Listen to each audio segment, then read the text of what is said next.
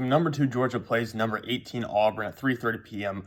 on CBS. Let's talk about some of the best 2022 NFL draft prospects you could see today and how they'll impact the game. It starts off with redshirt junior quarterback JT Daniels for Georgia. I'm not sure if he's going to play today. I know he's listed as day-to-day with an injury. And again, his back has played pretty well so far, so he doesn't necessarily have to play in this game, although it is against a ranked SEC opponent, which really didn't matter to Georgia last week. They crushed Arkansas, but Auburn has a chance to really give them maybe a run for their money here, maybe at least push them compared to some of the other teams they've played this year. So I wouldn't be shocked if JT Daniels does play because of that. At the wide receiver position, I think Dominick Blaylock, they're finally listing him as questionable, so there's a chance he plays, but right now he's been injured. He hasn't played much at all this season so far. I don't think he's actually suited up in a game yet. I could be wrong. He might have played last week, but I don't think he's played at all yet.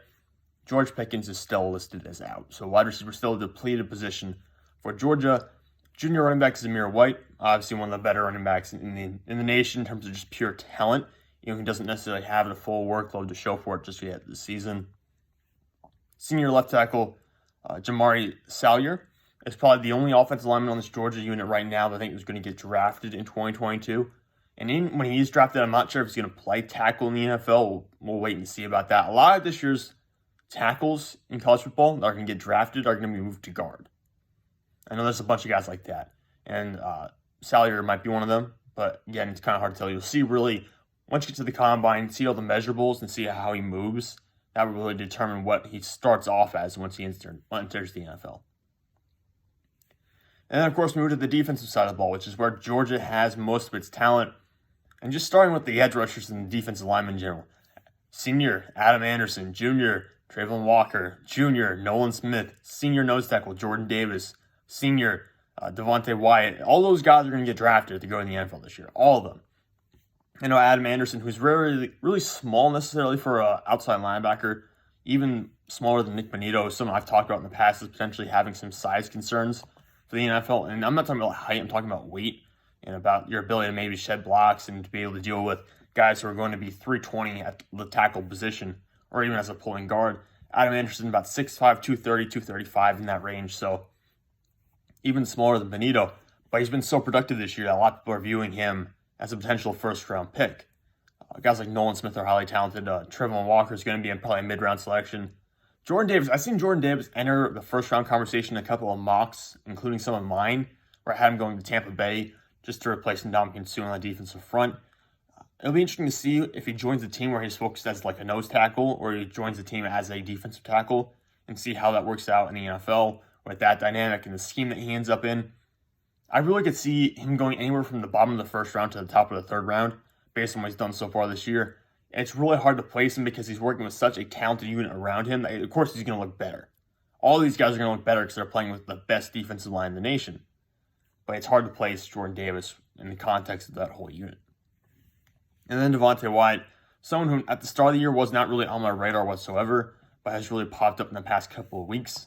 I think I had him on Stock Up, Stock Down last week, which is a series of articles I write on my newsletter talking about the best prospects from the weekend who raised their stock and some prospects who had their stocks drop off, maybe because of bad performances and that kind of stuff. Wyatt was on Stock Up, I believe, this past weekend because of what he had. And he really has been productive for them. Someone who's really stepped up and made this defense line even better. He's got a sack and a half so far this year, along with 6 tackles. Again, it's hard to separate the player sometimes from the unit around him because it's such a talented defensive front. But I think Devonte Wyatt's the real deal. I think he's going to be someone who's going to be sought after in the draft. Not as a first-round pick, not as a second-round pick, but as a mid-round kind of player. Also on the defense side of the ball, junior linebacker Nakobe has a chance to be the best linebacker in this draft. Every top linebacker in this class struggles in coverage. Dean's no exception to this. He's not great in coverage. He's good in coverage, but not great. He has the versatility to develop into a good coverage linebacker, but he's not there yet. Right now, I like how they use him in some blitz packages as well, blitzing up to the quarterback. It reminds me a little bit of Devin White in that sense, in the mobility and how he gets after the quarterback as well as playing solid in coverage at the college level, but might not translate to an immediate great cover linebacker in the pros. We'll see how it all plays out. But right now, Nakobe is arguably the best linebacker in the 2022 class. And into the secondary, senior cornerback Derion, Kendrick, Clemson transfer.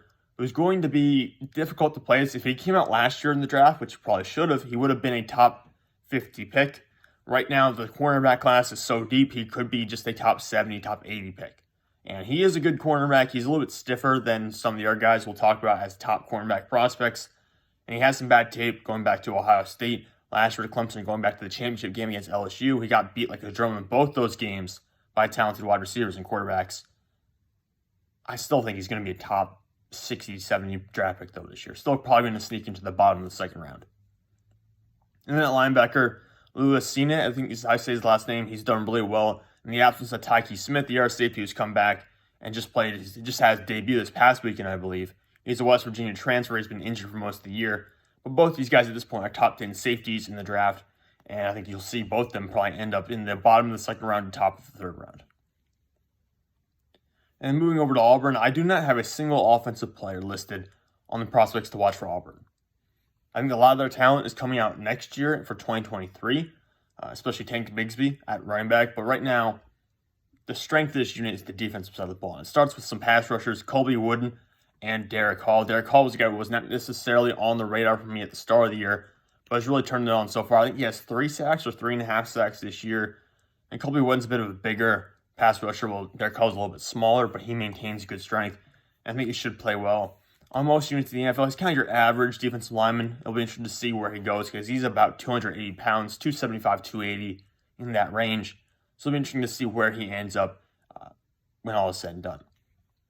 Moving to, actually, one more player on the defensive line, Marquise Burks, is one more guy to keep an eye on. The interior defensive line is very interesting this year. I've talked about it in the past. You've got a lot of guys who play primarily run defense versus true pass rushers from their interior defensive line spots. Burks is certainly one of those guys who is more of a run stopper than a pass rusher, so we'll see how that plays out. But this class is deep in terms of just run stuffers in the middle. And then at linebackers, Nakobe McLean and Owen Papo are two guys that everyone should know about at this point. McLean's a senior. Papo is the one people talk about quite a bit, but he hasn't really separated himself and had good. He's kind of like, he has not separated himself this year. And I expected more from him, but he really hasn't stood out. Moving to the secondary, 3 really good secondary players that all could be drafted by as early as the mid-4th round, I think. Senior cornerback Roger McCreary, who I had going the first round of my last mock draft. He's going to be a top 50, if not top 60 pick. Well, he's going to be at least a top 60 pick. Could be top 40 in my opinion, depending on how many corners go in the first round. Then Nehemiah Pritchett, who is the other corner. He's a junior. This guy's a little bit lower on my board than someone like McCreary, but still a good corner nonetheless. And senior safety Smoke Monday, who's built maybe as like a linebacker safety hybrid. And we saw plenty of those guys get drafted this past year. We saw a couple of them go in the mid rounds or go in the late rounds. Smoke Monday is 6'3", about 200 pounds. So a guy who could play a little bit of some linebacker roles in some defenses.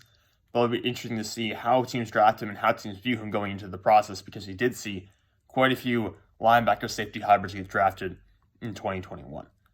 But for now, that's all for this video. I hope you go check back in and check out some of the other prospect videos I'm uploading today.